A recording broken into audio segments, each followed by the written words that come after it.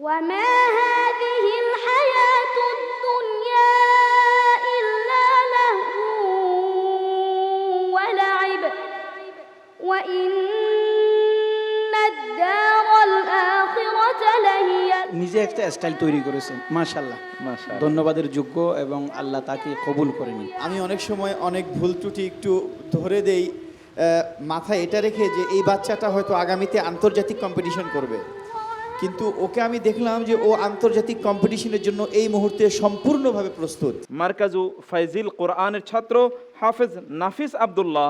নাফিস আব্দুল্লাহ রাজশাহীর প্রতিযোগী। প্রিয় দর্শক, হাফেজ নাফিস আব্দুল্লাহ।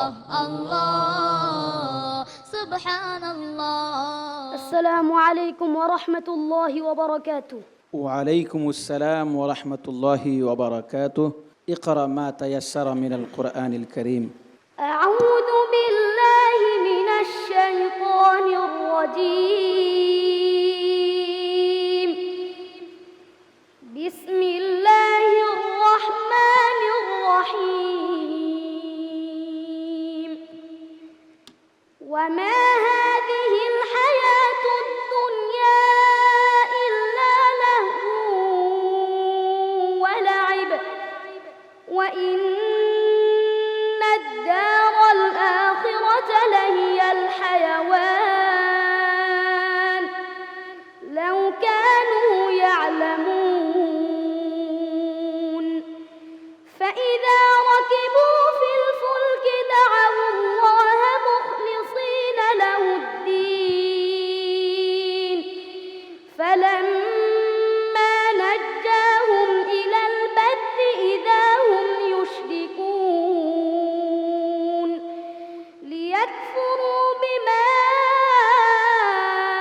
آتيناهم وليتمتعوا فسوف يعلمون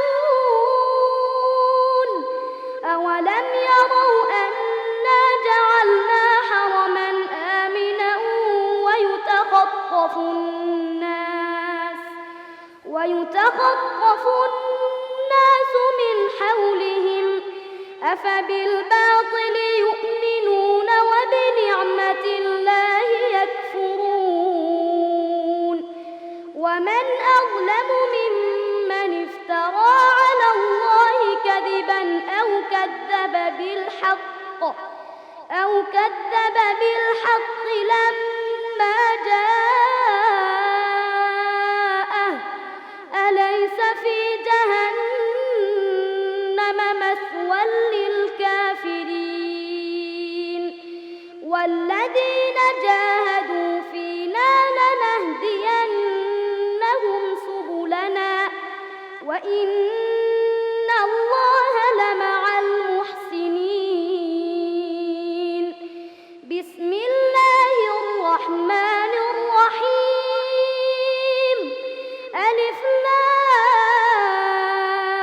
لام ميم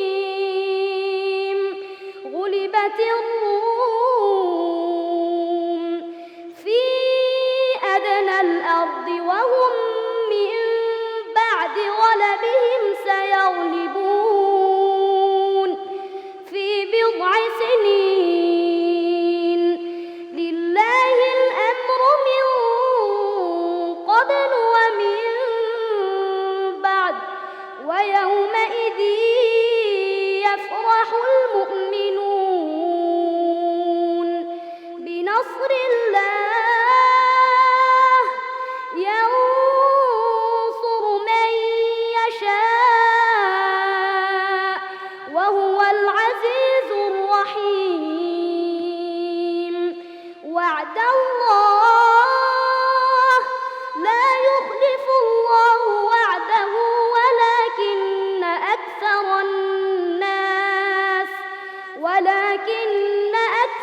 الناس لا يعلمون حسبك.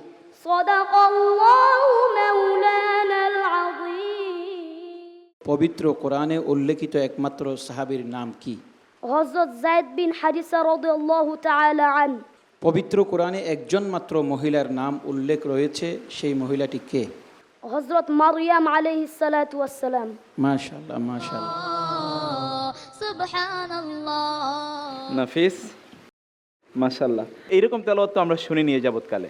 নিজে একটা স্টাইল তৈরি করেছে, মাশাল্লাহ, মাশাআল্লাহ। ধন্যবাদের যোগ্য এবং আল্লাহ তাকে কবুল করেনি। নাজির মাহমুদ ভাই, অনেকে অনুসরণ করে পড়ে, সেটা আলাদা একটা স্টাইল, কিন্তু নিজে একটা স্টাইল তৈরি করা, এটার মধ্যে কিন্তু আলাদা একটা ক্রেডিট আছে অফকোর্স। এবং সে এই বয়সে সেটা পেরেছে, আলহামদুলিল্লাহ। কারি মোহাম্মদুল্লাহ, আপনার মন্তব্য।